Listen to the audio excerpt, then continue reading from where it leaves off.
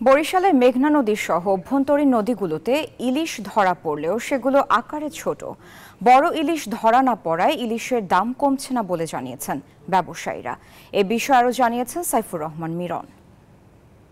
আমরা আছি বরিশালের ইলিশের সবচেয়ে বড় পাইকারি বাজারে, কিন্তু বরিশালে আমরা লক্ষ্য করছি যে বাজারে ইলিশের আমদানি বা আহরণ প্রচুর থাকলেও দাম খুব সেরকম কমেনি। এ নিয়ে ক্রেতা বিক্রেতাদের মধ্যে মিশ্র প্রতিক্রিয়া আছে।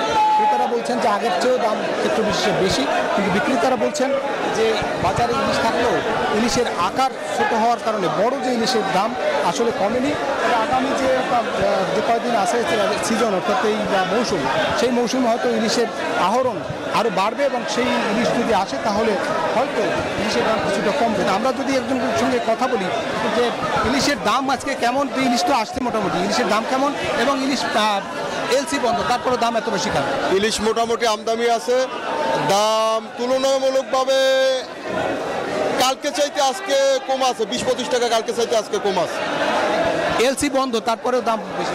কিছু মাছ আসলে কিছু অসাধু ব্যবসায়ীতে আছে, তাদের নেতৃত্বে কিছু মাছ অবৈধভাবে পাচার হইতে আছে, এই কারণে মোটামুটি এলসি মাছের দামটা একটু বেশি।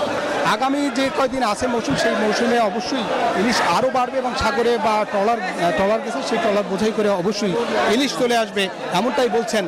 Redmi 13 স্টাইল বানাই দুনিয়া কাঁপায়। ব্যবসায়ীরা যদি ইলিশের আহরণ আরও বাড়ে, নিঃসন্দেহে ইলিশের দাম কমে আসবে, সবার পাতে জুটবে ইলিশ, এমনটাই বলছেন ক্রেতা বিক্রেতারা।